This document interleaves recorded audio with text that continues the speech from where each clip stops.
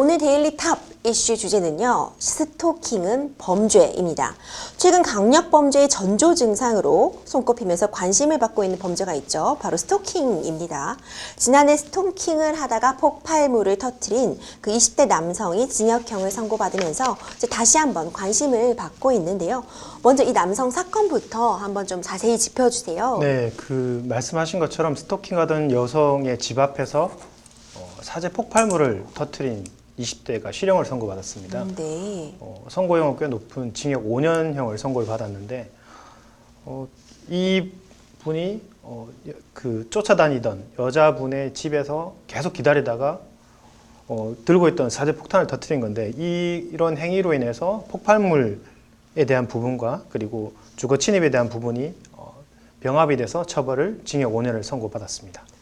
그렇군요. 아니, 스토킹 범죄 정말 잊을만 하면 나오고 잊을만 하면 나오고 끊임없이 나오고 있어요. 네, 그렇죠. 저는 사실 이런 스토킹 범죄가 더 큰 범죄, 상해, 심지어 살인 이런 강력 범죄로 이어지는 개연성이 매우 높은 범죄라고 개인적으로 또 생각을 하거든요. 네. 특히 지난해에도 가수이자 뮤지컬 배우인 배다혜 씨를 이제 지속적으로 SNS를 통해 괴롭혀온 스토커가 잡혔었는데 이 역시도 징역형을 받았다죠. 네, 말씀하신 것처럼 배다혜 씨에 대해서 지속적으로 반복적으로 스토킹을 했던 그리고 협박 문자를 보내고 스토킹했던 그 피고인에 대해서 징역 2년을 선고했습니다. 이 경우에는 협박 문자나 메시지로 보냈기 때문에 정보통신망 이용법이 위반 혐의가 됐고 그리고 업무방해 혐의로 같이 기소가 됐습니다. 그리고 죄질이 굉장히 나쁘다는 취지로 양형 이유를 근거를 두면서 징역 2년이 선고됐습니다. 그렇군요. 정말 이 스토킹으로 인한 피해가 정말 극심했던 것 같아요. 배다혜 씨도 이 SNS를 통해서 정말 내가 뭐 죽어야 끝이 나겠구나 이런 심경을 올릴 정도로 그렇죠. 그 피해가 극심했던 걸로 보이는데요. 제가 앞서 우리 둘 다 얘기를 나눠봤지만 좀 강력 범죄로 이어질 개연성이 매우 높다고 이제 말씀을 드렸잖아요. 네. 이런 사례로 대표적인 게 안인득 케이스가 있을 것 같은데 네. 이 사건 다시 한번 조명해 주세요. 네, 안인득 씨 사건은 대한민국에서 굉장히 좀 핫 이슈가 됐던 사건 중에 하나입니다. 이분은 불을 질러서 아파트에 불을 질러서 나오는 주민들을 향해서 흉기를 휘둘렀고 그로 인해서 5명 이상의 목숨을 잃었고 17명 이상이 큰 중상을 입었던 네. 사건입니다. 당시에 이제 이분이 그 윗집에 있던 그 여학생을 스토킹을 했다라는 것들이 밝혀지면서 살인죄 이전에 이미 스토킹이 이루어지고 있었고, 근데 또 이때 당시 문제가 됐던 것이 이 사람이 이제 조현병, 그러니까 흔히 말하는 정신병이 있었다는 걸로 밝혀지면서 사람들의 또 조현병에 대한 관심도 높아지는 사건이 있었습니다. 그리고 안인지 시대에서 살인 혐의에 대해서 사형이 언도됐지만 항소심에서는 이 사람의 경우에 정신적인 문제가 있었다는 점 인정을 해서 무기징역으로 선고됐습니다. 무기징역형을 받은 상태군요. 아니 네. 정말 이런 분들 때문에 지금 몇 명의 아까운 목숨이 희생되는 건지 정말 안타까움을 금할 길이 없는데요. 네. 바둑기사 조혜연 9단의 스토킹 소식도 굉장히 충격적이었습니다. 최근 네. 항소심 결과 나왔다고 하던데요. 예, 바둑 기사였던 조혜연 9단에 대해서 그 조혜연 9단이 운영하고 있는 학원에 지속적으로 스토킹을 했던 40대 남자에 대해서도 징역 2년을 선고했습니다. 이 사람도 본인이 이게 문제가 됐을 때 더 이상 가지 않겠다라고 확약하고 진술서까지 다 작성을 했는데 또다시 반복적으로 했기 때문에 죄질이 나쁘다는 판단했고 징역 실형이 선고됐습니다. 정말 죄질이 나쁘죠. 네, 정말 그렇죠. 말도 네. 안 되는 상황인 것 같은데 가족들까지도 위협을 하고 했잖아요. 예, 너무 그렇죠. 정말 좀 악랄했던 그런 범죄가 아닌가 싶은데 안인득 케이스의 경우에는 처음에 뭐 사형이 선고했다가 이제 뭐 무기징역형을 받기는 했지만 어쨌든 중형이 내려지기는 했어요. 중형은 그렇죠. 중형이 내려지긴 했는데 그 외의 스토킹 사건들의 경우에는 사실 실제 내려진 이제 선고형과 그리고 또 이제 국민들의 법 감정 간에 굉장히 좀 괴리가 크거든요, 변호사님. 네. 다른 것들 왜 이렇게 국민들이 보기에 좀 약한 처벌이 내려지고 있는 걸까요? 안인득 사건 같은 경우에는 살인죄가 문제가 됐기 때문에 무기징역 또는 사형이 문제가 됐을 겁니다. 근데 다른 사건들은 대부분 협박, 업무방해 또는 정보통신망법 위반의 혐의가 같이 이제 결합이 되면서 문제가 됐기 때문에 법 감정적으로 아마 경미하다 또는 솜방망이 처벌 아닌가라는 그런 여론이 많아진 것 같습니다. 실제 지금 현재 이 스토킹 처벌법 이 법안이 발의가 됐지만 이게 처벌이 대부분 경범죄 처벌에 그치고 있습니다. 그렇다면 이 스토킹 자체만으로는 아마 이에 대해서 다 경미한 처벌밖에 없다고 판단하실 건데 스토킹이 말씀하신 것처럼 다른 사건, 다른 범죄의 결합 형태가 많을 겁니다. 특히 주거를 넘어간다면 주거 침입이 문제가 될 수 그렇죠. 있고 뭐 협박을 하는데 정보통신, 뭐 핸드폰이나 이메일 이런 걸 했다면 오히려 정보통신망 이용법이 문제가 될 수도 있고 아니면 그 사람이 어떤 주거 형태로 가서 학원이나 어떤 형태에서 운영을 못하겠다면 업무방해 혐의가 문제가 될 수도 있고 그러니까 그런 형태의 결합이 되어 있는 형태에서 처벌도 물론 그 지금 배다혜 씨나 아니면 조혜련 구단이 받았던 피해에 비해서는 조금 더 경미하다라고 판단할 수는 있을 것 같습니다. 네. 그렇군요. 그래도 저는 좀 그런 생각이 들어요. 아무래도 이게 범죄라는 게 더 큰 범죄로 나아가기 전에 어떤 전조 증상 같은 거를 보이잖아요. 네, 그렇죠. 저희가 자주 다루고 있는 아동학대 같은 케이스의 경우에도 여러 번 신고도 들어가고 뭔가 막을 수 있었던 수백 번의 기회가 있는데 그걸 놓치고 나서야 우리가 그때 제대로 좀 바로 잡았더라면 이런 후회를 하게 되는데 전 스토킹도 좀 이와 좀 비슷한 맥락이 있다는 생각도 해보거든요. 네, 사실 그렇죠. 그런 전조 증상이 있었을 때 좀 사전에 좀 그 부분에 대해서 딱 차단을 해버려서 더 큰 범죄로 나아가지 않았으면 얼마나 좋았을까 이런 생각을 하게 되는 그런 부분이 있는 것 같아요. 네. 근데 스토킹 피해가 꼭 또 여성만 입는 그런 피해는 아니잖아요. 그렇죠. 지금 스토킹 처벌 법안을 발의했던 박주민 의원이 기자회견 때 그 얘기를 했습니다. 본인도 스토킹 피해를 당했고 어떤 사람에 의해서 사무실에 대해서 뭐 소위 말하는 난리를 치고 또 부인 행세를 하는 경우도 있었고 그래서 자기도 계속 스토킹의 피해를 당했다라는 기자회견에 밝혔습니다. 저도 좀 깜짝 놀랐는데요. 부인 행세를 했다 이런 거 좀 소름 끼치는 그렇죠. 것 같아요. 네. 저도 두렵습니다. 누가 변호사님 부인 행세를 하면서 이렇게 돌아다니실까 봐 그렇죠. 네. 굉장히 좀 또 그런 부분이 계셨군요.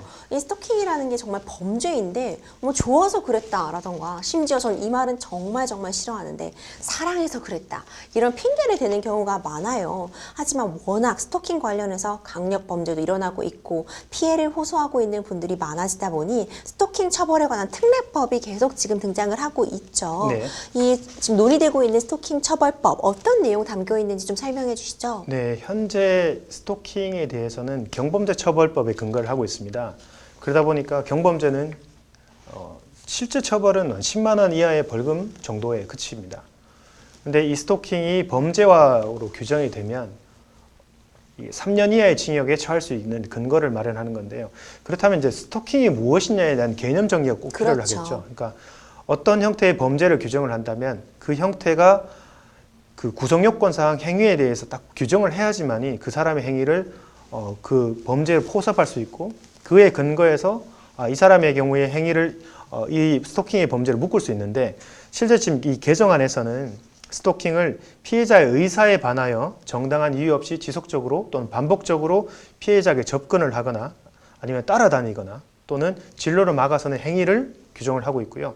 주거나 직장에 일상적으로 생활하는 공간에 기다려서 보거나 지켜보거나 이런 행위도 포함을 하고 있고요. 또한 그 정보통신망 등을 해서 뭐 불안하게 하는 행위 등을 다 포괄적으로 스토킹이라고 규정을 하고 있습니다. 그렇군요. 사실 우리가 뭐 스토킹 이렇게 말은 하지만 스토킹이라는 용어 자체가 뭐 법률 용어는 아니잖아요. 실제로 지금까지는 그렇죠. 그렇죠. 네. 근데 앞으로 이런 특별법 제정 같은 걸 통해서 스토킹의 범주 같은 것도 좀 더 구체화될 수 있을 것 같고요. 네, 맞습니다. 뭐 어떤 정의가 좀 내다 보면은 좀 이와 관련해 처벌하는 것이 좀 더 수월해지지 않을까 그런 기대도 좀 해보게 됩니다.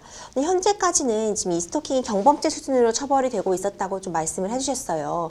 아무래도 좀 연인 간의 문제라거나 네. 그냥 뭐 애정 싸움이라던가 이런 식으로 치부돼 왔던 것 같은데 사실 이건 사랑 때문에 그런 게 아니잖아요. 사랑해서 폭력을 행사한다거나 뭐 사랑해서 감금하고 사랑해서 괴롭히는 거는 말이 안 되죠.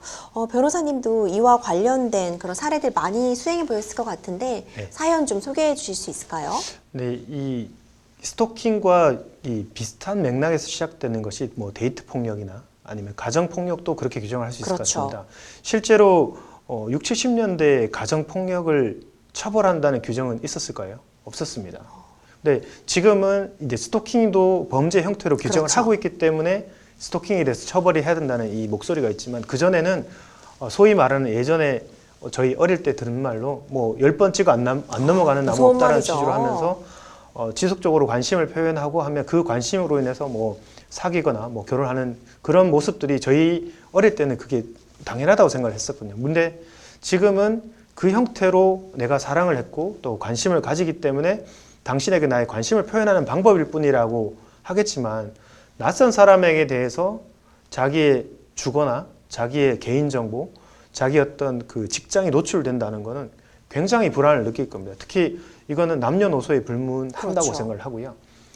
실제로 그 핑계라고밖에 설명이 안 되는 것 같습니다. 이게 스토킹이라는 그 자체에 대해서 본인이 만약에 그런 동일한 형태로 자기에 대해서 감시를 당하고 그 불안감이 계속적으로 이어진다면 본인 또한 아마 참기 힘들 건데 실제로 이제 자기는 그런 핑계를 대면서 많이 스토킹에 대해서 진행을 해왔던 것으로 제가 경험적으로 많이 느꼈습니다. 맞습니다. 변호사님께서도 딱 적절한 비유를 해주셨어요. 10번 찍어 안 넘어가는 나무 없다. 이게 꼭 뭐 미덕인 것처럼 예전에 그랬죠. 예전에 저희도, 네. 10번씩은 찍어봐야 된다 이런 느낌이었는데 절대 아니죠. 한 번 찍어 안 넘어가면 안 넘어가는 거잖아요. 아 그건 또 아닌 것 같은데요. 변호사님이 또 직접 경험담에서 나오신 네. 말씀인가 싶기도 한데 저는 최소한 3번을 찍어야 되는 생각입니다. 세 번 찍어야 된다 이런 말씀 전해주시고 있고 사실 예전에는 스토킹이라는 게 뭐 유명인, 뭐 연예인이나 그런 데에서 뭐 팬덤을 갖고 있는 그런 유명인층에 한정된 문제였는데 또 요즘은 또 그렇지도 않은 것 같아요. 그렇죠. 일반인들도 스토킹 피해를 입고 있는데 국내 스토킹의 그런 범죄 발생 처벌 수위라든가 뭐 추이 이런 거 조금 더 설명해 주실 수 있을까요? 네, 현재 이제 신고된 범위나 아니면 처벌 건수를 좀 간단히 말씀을 드리면 스토킹 신고 자체는 2018년도에 2,700여 건이었는데 2019년도에는 5,480건으로 급증을 했습니다. 급증했군요. 네. 그리고 신고에 대비해서 그러면 처벌은 몇 건 정도가 이루어졌느냐 또는 비율적으로 설명을 드리면 2018년도에는 19% 정도 그리고 2020년도에는 10% 정도 그리고 지난해 7월 기준으로 봤을 때도 10%에 그쳤습니다. 결국에는 10건이 신고가 된다면 한 건 정도가 이제 처벌이 됐다라고 볼 수 있는 거죠. 네. 이렇게 처벌이 좀 어려운 이유가 뭐가 있을까요?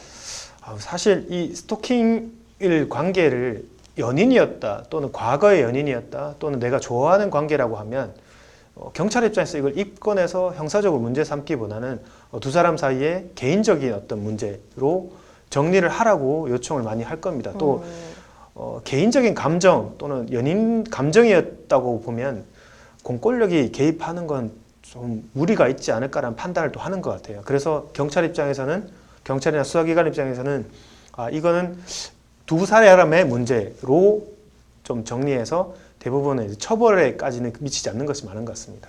사실 저는 이런 이 사건들을 지켜보면 개입하기가 좀 조심스럽다라는 경찰 쪽이나 이런 수사기관의 입장도 좀 이해는 가는 측면이 분명히 있는데 또 그렇다고 둘이 해결하라고 하면 어떡하나 네. 또 이런 생각도 들거든요. 오죽하면 뭐 안전이별 이런 말이 나오잖아요. 네. 아름다운 이별도 아니고 안전이별이라는 말이 나오는 좀 현실이 좀 씁쓸하기도 합니다. 한편 요즘 최근에 교사들의 개인정보가 스토킹 수단으로 이용되면서 굉장히 또 문제가 되고 있다는 내용이 있는데 이 부분도 좀 정리해 주세요. 네, 저도 어릴 때 좋아하던 선생님이 계셨거든요. 무슨 과목이셨나요, 변호사님? 저희 담임 선생님이죠. 제가 이게 이렇게 말하면 티가 나는데 저 국민학교 다닐 때 국민학교 4학년 전 때 초등학교 나왔습니다. 네, 국민학교 4학년 때 좋아했던 선생님, 담임 선생님을 정말 좋아했는데 그 선생님에 대해서 막 어찌 보면 제가 애착을 많이 가졌던 것 그렇죠, 같아요. 그때는. 네, 지금 사회에서 보면 그 애착하는 행동이 조금만 더 변질된다면 결국 스토킹의 문제가 네. 되겠죠. 선생님에 대한 정보는 그 학부모에 대해서 교사가 뭐 카톡을 또는 단체 공지를 위해서 그 교원의 뭐 개인적인 전화번호 또는 어떤 형태든지 간에 뭐 사진이라든가 이런 것들이 다 노출이 될 겁니다. 그쵸. 그거를 근거로 해서 학생들이나 아니 또 뭐 학부모에 근거해서 이 부분을 그 개인 정보를 근거해서 네. 애착 행동을 보일 수 있고 그런 게 좀 변질해서 스토킹이 문제가 되는 형태로 또 문제가 많이 됐습니다. 좀 교사분들도 좀 애로사항이 많으실 것 같아요. 네. 정보를 어느 정도 공개해야 되는 거는 맞죠. 네. 또 이제 뭐 부모님들도 연락을 좀 지속적으로 취하실 필요가 있긴 하지만 또 너무 많은 정보가 공개되어 있으면 좀 사생활 침해도 그렇고 네. 좀 걱정이 되실 것 같기는 해요. 네. 사실 제가 오늘 이 주제를 가지고 저희 직원들과 얘기를 많이 했는데요. 어느 순간에 오픈되어 있는 그러니까 정보가 공개되어 있는 상황에서 자신에 대해서 집과 직장과 전화번호가 노출되어 있다면 누군가에서 언제든지 침해될 수 있다는 그렇죠. 여지는 굉장히 두려운 거죠. 그렇다면 이 교원으로서도 분명히 자기의 그 개인정보는 통제가 돼야 되는데 실질적으로 학교 내에서 그렇게 개인적인 정보가 잘 관리되고 있지는 않는 것 같습니다. 이 많이 선생님에 대해서 조금만 이 뭐 행정실이나 확인하면 다 정보를 얻을 수 있는 것들이 많더라고요. 네. 좀 이런 부분도 좀 적극적으로 개선될 필요가 있을 것 같아요. 우리 네. 개인정보 부분에 대한 부분도 좀 반드시 좀 어느 정도 한번 제재가 좀 필요하지 않을까 이런 생각이 들어봅니다. 스토킹 범죄 처벌 관련된 법들 이제 변호사님께서 잘 지적해 주시고 계신데 당연히 지속적인 괴롭힘이라는 개념이 좀 등장해야 될 것 같고요. 지속적인 괴롭힘이 있었다는 뭐 물적 증거 네. 같은 것도 필요할 걸로 보이고 특히 뭐 이렇게 뭐 이런 식이 인정이 된다면 뭐 100m 내에 접근 금지 뭐 그런 가처분도 내려질 수 있다고 소개해 주셨는데 네. 그러면 사실 100m는 안 되고 101m에서 지켜보고 있고 네. 뭐 한 110m쯤에서 이렇게 위협을 가하고 있다면 이럴 땐 어떻게 하는 거냐 이런 생각 저절로 들게 되거든요. 네. 좀 변호사님이 보시기에 스토킹 처벌법, 뭐 예방법, 대처법 등이 좀 실효적인 수단이 되려면 어떤 부분이 좀 더 들어가는 게 좋을까요? 사실 그 스토킹을 당한 분이 자기가 증거를 수집하는 건 쉽지 않을 겁니다. 그렇죠. 물론 자기 집 안에 있거나 아니면 집 바로 앞에 개인적으로 설치되어 있는 CCTV가 있다면 증거를 확보할 수 있겠죠. 특히 그 아까 언급됐던 그 안인득 사건에서는 그 안인득의 행위가 지속적으로 반복됐기 때문에 집 앞에 CCTV를 설치했었습니다. 그래서 증거 자료를 확보할 수 있었지만 개인의 경우에 자기 집 앞에 개인적으로 돈을 들여서 CCTV를 설치해서 증거를 확보하기는 사실상 어렵지 않을까라는 판단을 합니다. 그렇지만 여러 형태라든지 간에 그 주변의 사람들과 또는 사진을 통해서 또는 동영상을 통해서 지속적으로 찾아오는 그 사람에 대해서 증거를 확보할 수 있다면 나중에 이 사람의 행위가 스토킹에 대한 부분뿐만 아니라 주거 침입 또는 협박에 대한 부분까지 추가로 이제 증거로 밝힐 수 있다고 저는 판단이 들고요. 그렇게 된다면 오히려 그 사람에 대해서 처벌을 할 수 있고 또는 범죄에 대해서도 예방할 수 있는 여지가 있을 거라고 생각합니다. 네, 좀 실효적인 수단이 정말 필요할 거다 이런 생각이 좀 꼭 들고요. 다른 나라는 어느 식으로 처벌하고 있는지 제가 굉장히 궁금해요. 다른 나라는 스토킹에 대해서 뭐 어떤 처벌법 갖고 있는 게 있을까요? 네, 지금 제가 언급드리는 다른 나라, 미국이나 뭐 독일이나 영국에처럼 다른 입법에서는 스토킹을 범죄로 규정을 하고 있습니다. 네. 그리고 특히 이제 미국 같은 경우에는 재범의 위험성이나 아니면 18세 미만의 청소년을 대상으로 한 범죄의 경우에는 징역형을 3년에서 5년 이상의 징역형을 부과를 하고 있습니다. 그렇군요. 특히 미국은 이 아동 청소년에 대한 보호가 굉장히 엄격하죠. 엄격합니다. 근데 만약에 아동 청소년에 대해서 스토킹을 하는 범죄가 있었다면 그 경우에는 일반형보다 가중해서 처벌을 하게 되고요. 특히 영국 같은 경우에는 단순한 괴롭힘과 반복적인 괴롭힘을 나눠서 단순한 괴롭힘이라는 6개월 이하의 벌금, 6개월 이하의 징역에 처할 수 있지만 지속적이고 반복적으로 괴롭힘에 행하여지고 또 공포를 느낄 정도의 이런 행위였다면 징역 최대 5년 이상의 가중처벌을 할 수 있는 근거가 있습니다. 또 독일도 스토킹 행위에 대해서 3년 이하의 징역형을 부과를 하고 있습니다. 좀 외국 사례를 보면서 우리 사례도 좀 다듬었으면 좋겠다 이런 네. 생각이 좀 드네요. 외국의 그런 법률 예도 좀 연구할 필요성이 있어 보입니다. 정치권에서도 스토킹 범죄 뭐 계속 일어나고 있고 실제로 뭐 정의당 장혜원 의원이 스토킹 처벌법 발의했는데 예. 또 그 정의당 안에서도 또 스토킹 사건이 일어나고 있기도 했잖아요. 네. 이 부분 간략히 좀 정리해 주세요. 네, 그 정의당에서 이 전북 도당 수천시위원회 간부였던 분이 같은 당원이었던 여당원에게 지속적으로 스토킹을 했다는 의혹을 제기받았습니다. 주로 이제 SNS를 통해서 당직 근무 언제까지 근무하세요? 또는 뭐 우리 친한 동생 오빠로 뭐 지내자라는 취지의 지속적으로 문자를 보내고 사생활 영역에 침범한 형태로 하다 보니까 정의당에서는 정의당이 가지는 윤리 강령에 위배된다라는 취지로 제명 결정을 했습니다. 아니 친한 동생 오빠를 왜 지내야 되는? 오빠 따로 계실 텐데 동생 따로 계시고 네. 이런 심리 어떻게 봐야 될까요, 변호사님? 이쁜 친구일 수도 있는데 이게 저도 되게 애매한 부분이 같습니다. 이 좋아하는 감정일 수도 있지만 이 감정이 그 사람한테 불편한 감정이었다면 분명히 그 사람은 적극적으로 그렇죠. 거부를 했을 것 같은데요. 그 거부했는 의사를 무시했다면 이 스토킹이 범죄가 되겠죠. 네. 참 어렵습니다. 현재 국회에는 총 9건의 스토킹 관련 법안들이 지금 발의가 되어 있는데 문턱을 못 넘고 있어요, 변호사님. 네. 다 계류되어 있는 상태고 문턱은 넘지 못하고 저도 이 스토킹 관련한 인터뷰를 여러 차례 진행했는데 그때마다 지금 처벌법이 계류 중이다. 처벌법이 계류 중이다. 이렇게 멘트를 했는데 지금 계속 그렇게 반복되고 있거든요. 네. 왜 문턱을 못 넘고 있는 걸까요? 저도 빨리 넘었으면 좋겠습니다. 이 스토킹 처벌법이 필요한 이유 중에 하나는 불특정 또는 특정한 누군가에 의해서 감시를 당하고 불안감을 느낀다는 겁니다. 이런 부분에서 이 대상은 뭐 배다혜 그처럼 배다혜 씨처럼 유명한 연예인이 아니고 일반 누구나 다 대상이 될 수 있다는 점에서 저도 꼭 이 신속히 이 법안이 통과되기를 희망합니다. 변호사님이 이제 실무를 워낙 많이 하고 계시니까 스토킹 피해를 내가 당하고 있다. 네. 스토킹 피해가 좀 우려된다. 이런 상황에서 피해자분들이 어떻게 대처하면 가장 안전하고 효과적일지 좀 짚어주시죠. 사실 그 스토킹을 당한다는 말을 들었을 때 또는 그런 걸 느꼈을 때 피해 당하시는 분은 극도의 불안감이 커질 겁니다. 그렇죠. 그 불안감을 아무리 뭐 저희가 설명할 수는 없겠지만 쉽게 결론적으로 그 스토킹에 피해를 당하고 있다는 걸 본인만 느꼈다면 그 말을 했을 때 수사기관 입장에서 믿어주기는 어렵겠죠. 결국에는 이 사람이 정말 나를 스토킹했다는 증거가 필요한 부분인데 말씀드린 것처럼 CCTV나 동영상을 통해서 확보할 수 있는 증거를 모두 모아놓는 것밖에 없을 것 같아요. 그리고 그럼에도 불구하고 이 사람이 지속적으로 한다는 게 어느 정도 집중이 된다면 그 경찰에 신고해서 이 사람에 대해서 뭐 잠정 조치를 요청을 하고 그 행위 자체가 반복되고 있다면 결국에는 고소를 해서 이 사람이 불안을 느끼게 했기 때문에 협박이나 아니면 문자를 보내고 뭐 했다면 정보통신망법으로 고소를 하는 형태로 진행하시는 게 저는 도움이 될 거라 생각합니다. 맞습니다. 또 스토킹 범죄가 변호사님 재범률도 상당히 높아요. 네. 전 항상 걱정되는 부분이 저도 이런 방송을 하고 있지만 우리가 처벌이 어려운 점이 있다. 이런 부분을 또 자꾸 설명드리게 되잖아요. 네. 저는 또 이래서 이렇게 자꾸 처벌이 어렵다고 하니까 자꾸 범죄 저지르시나 이런 생각도 들거든요.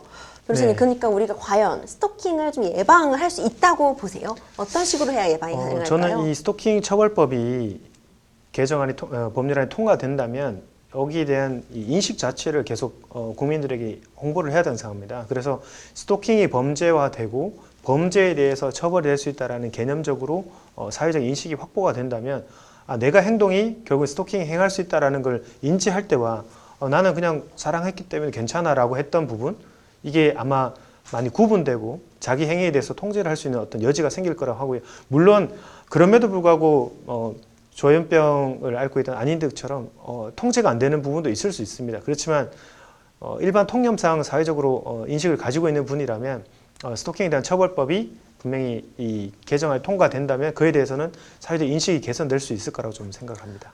저도 제가 개인적으로는 이런 생각 갖고 있거든요.